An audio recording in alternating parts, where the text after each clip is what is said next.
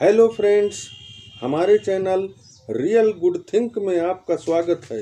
किसी निष्कर्ष तक पहुंचने के लिए प्लीज़ हमारा वीडियो अंत तक देखें। एक गांव में मनोहर नाम का एक किसान रहता था। उसकी पत्नी का नाम सुंदरी था। उनके पास एक बेटा था।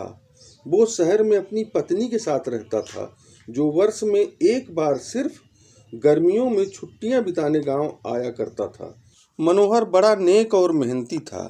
खेतों में काम करना, कुछ ज़रूरतमंद लोगों की छोटी मोटी मदद कर देना ही उसकी दिनचर्या थी। उसके पास 2 बैल, गाय और एक बकरा भी था। बकरे को मनोहर लल्ला कहकर बुलाता था। सुंदरी ने एक बिल्ली पाल रखी थी, जिसे वह बहुत प्यार करती थी। बिल्ली का नाम मीना था। सुंदरी करकसा और कुछ ओछी सोच की औरत थी। फिर भी मनोहर उसकी कोई बात नहीं टालता था। सुंदरी और मीना बिल्ली में बहुत पटती थी, क्योंकि दोनों एक ही स्वभाव के थे। बिल्ली की फितरत वैसे भी लालच और घात लगाकर बैठने की होती है। एक दिन सुंदरी ने मनोहर से कहा, अभी फसल का भाव अच्छा है, तुम बाजार जाके बेच आओ। वहीं से बहू के लिए कुछ जेवर बनवा लाना। कभी कभार मैं पहन जरूर लेती हूँ, पर जेवर तो बहू के लिए ही हैं। सुंदरी सोच रही थी, ये दानवीर थोड़ी थोड़ी में सारा अनाज दान कर देगा। बहू के नाम ही सही, जेवर बन जाएंगे तो जेवरों को मैं दान थोड़े करने दूंगी। मनोहर ने कहा, तुम कहती हो तो मैं कल ही बाजार चला जाऊंगा। मीना सब सुनकर खुश हो रही थी, क्योंकि वो जानती थी कि मेरे लिए सुंदरी बाजार से कुछ न कुछ खाने को जरूर मंगाएगी। बाजार में फसल के अच्छे दाम मिले। उसने सोने के जेवर बनवाए। सुंदरी और मीना के लिए रबड़ी खरीदी, बैलों और गाय के लिए घंटियां ली और लल्ला के लिए पैरों में बांधने वाले घुंघरू। मनोहर सोच रहा था, जब गाय, बैल और लल्ला खेतों में चरने जाएंगे तो घंटियों की टुनटुन के साथ लल्ला के घुंघरुओं की छमछम कितनी मोहक लगेगी। लल्ला घर में भी छमछम करता रहेगा। मनोहर काफी खुश था। वह घर लौट आया। मीना और सुंदरी ने खूब जम के रबड़ी खाई। जल्द ही गर्मी भी आ गई। उनके बेटा बहू छुट्टी बिताने गांव आने वाले थे। मनोहर और सुंदरी बहुत प्रसन्न थे। एक दिन मोहल्ले के एक चोर ने सोचा, क्यों न आज मनोहर के घर चोरी की जाए। खूब जेवर और धन इकट्ठा किए हैं। जल्द ही इसके बेटा और बहू भी आ जाएंगे। फिर तो चोरी करना बड़ा मुश्किल हो जाएगा। क्यों न आज रात को ही निपटा लिया जाए। लंबा हाथ लगेगा, मजा ही मजा हो जाएगी। चोर रात का इंतजार करने लगा। शाम को सुंदरी लल्ला को पत्ते डालते हुए बोली, पता नहीं कितना खाता है, कभी कभी तो लगता है इसे पेड़ के ऊपर ही बंधवा दूं, रात दिन वहीं डाल पर लगे पत्ता खाता रहे। काम का न काज का, बस भें भें करता रहता है। इस निखट्टू से तो मेरी मीना ही अच्छी है। कम से कम घर में चूहे तो नहीं रहने देती, और थोड़ा सा दूध भर तो पीती है बस। लल्ला ने सोचा, मालकिन थोड़ा सा डांट देती है तो क्या हुआ, मालिक तो मुझे बहुत प्यार करते हैं, और पत्ते खाने लगा। घर का सारा काम निपटा कर दोनों सोने लगे, क्योंकि सुबह जल्दी जगना पड़ेगा, कुछ तैयारी करनी पड़ेगी। बहू बेटा भी तो कल ही आ रहे हैं। आधी रात के बाद चुपके से चोर घर में दाखिल हुआ और दबे पांव अंदर वाले कमरे की तरफ जाने लगा।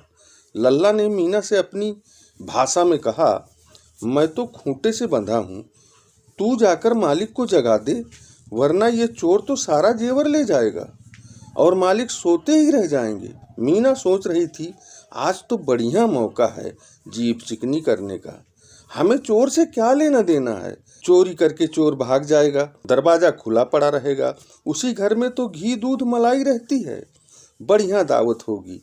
कौन रोज रोज ऐसा मौका मिलता है। उसने लल्ला से कहा, चुप रह, मुझे नींद आ रही है, यहाँ कहाँ चोर और है।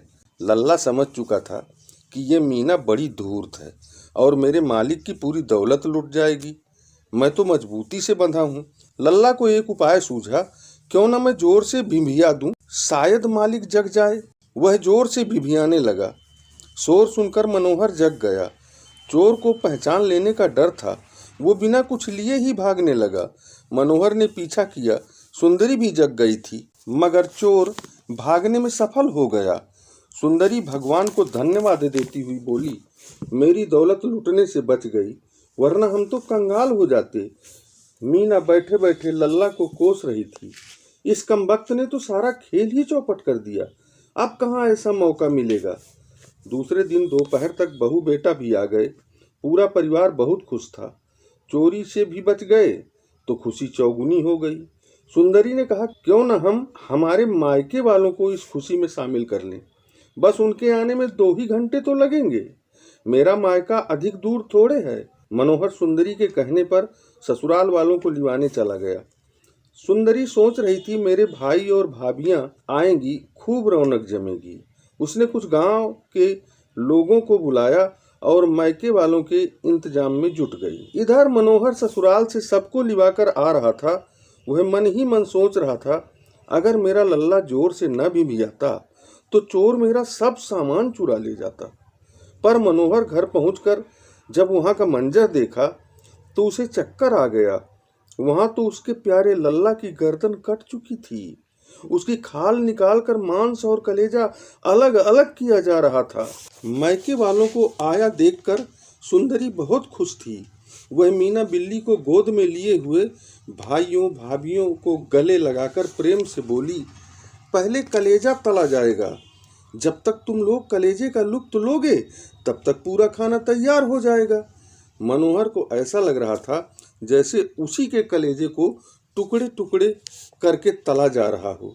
इस कहानी से हमें ये महसूस हुआ कि काश अगर उस बेजुबान लल्ला ने मीना की तरह सोचा होता तो न चोर भागता, न दौलत बचती, न कोई खुशी हो पाती, न ही कोई दावत का बंदोबस्त किया जाता, न ही मायके से रिश्तेदार बुलाए जाते, न लल्ला की गर्दन कटती और न कोई कलेजे के टुकड़े खाकर जश्न मनाता, बल्कि चोरी का मातम चल रहा होता।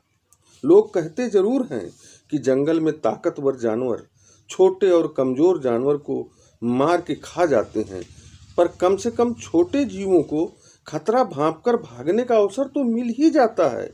कई बार वो अपनी जान बचाने में सफल भी हो जाते हैं, पर सुंदरी जैसे इंसान तो उन्हें भी नहीं बख्शते जो पराधीन हैं, खूंटे से बंधे हुए, जो भागकर अपनी जान बचाने की कोशिश भी नहीं कर पा सकते। अगर हमारा यह वीडियो आपको अच्छा लगा हो तो प्लीज़ हमारे चैनल को सब्सक्राइब करें, घंटी को दबाएं, लाइक और कमेंट ज़रूर करें। आपके कमेंट ही हमें दिशा दिखाते हैं। वीडियो में अंत तक बने रहने के लिए आपका बहुत बहुत धन्यवाद।